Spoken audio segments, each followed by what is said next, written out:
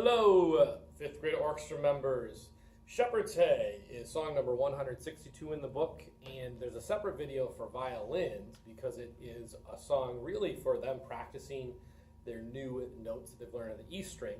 However, violas and cellos and basses I thought might appreciate a video to help in learning this song as well. It's a fun little tune. It's really only not that long, only 8 measures or so. As I look at this song, the first thing I would do is practice the notes or the measures rather, with 8th notes. And you might notice that the first measure is the same as measure 3, which is also the same as measure 5. So though that measure happens 3 times in this song. So if we can get that down, we'll already be quite a ways there. So the notes in that measure are F sharp, G, A, and F sharp.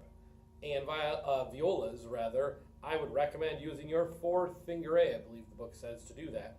That way you don't have to go over to the A string for just one note. So practice those 4 notes.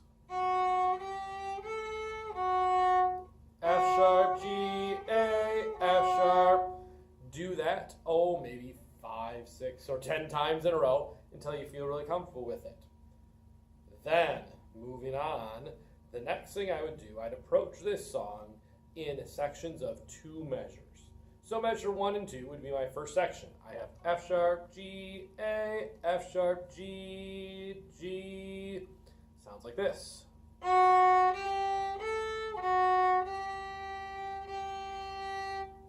Go ahead and pause the video, practice that several times so you feel comfortable with it. Then, after you've unpaused, let's look at the next 2 measures, which is going to be measure 3 and 4. Again, I've got those same 8th notes, F sharp, G, A, F sharp, and then E, A. Now, if you're a viola player or a cello player, you'll notice that E is first finger, and low A is also first finger over on your G string.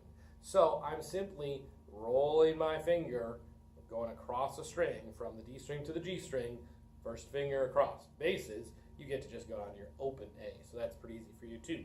Measure 3 and 4 sounds like this. Go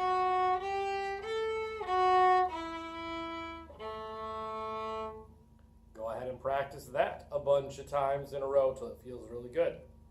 And then, moving on to the next 2 measures. So now I'm on measure 5 and 6. Again, I start with those same 8th notes, F sharp, G, A, F sharp, and then my next measure goes G, F sharp, G, and you'll notice that there's a slur on those last 2 8th notes from the F sharp to G. That slur is going to happen to be on an up bow, so I'm going to play F sharp to G in one bow, like that. So if I put measure 5 and 6 together, it's going to sound like this. Go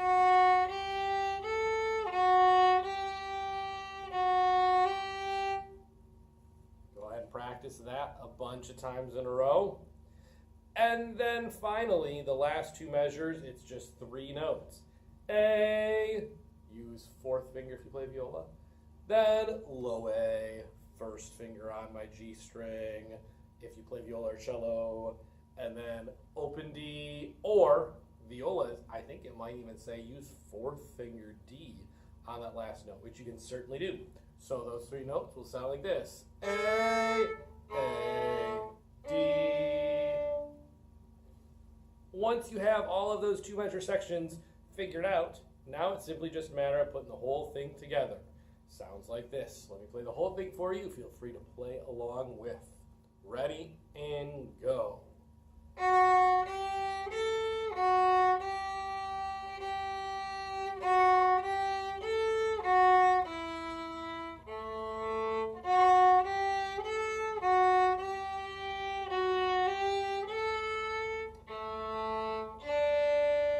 Notice then there is a lift on this rest in a repeat sign. So then you can do it all over again, go through it twice. Now I'm still going a little on the slow side. The tempo it says is moderato, moderate speed or kind of medium speed. It'd be nice to maybe go a little bit faster.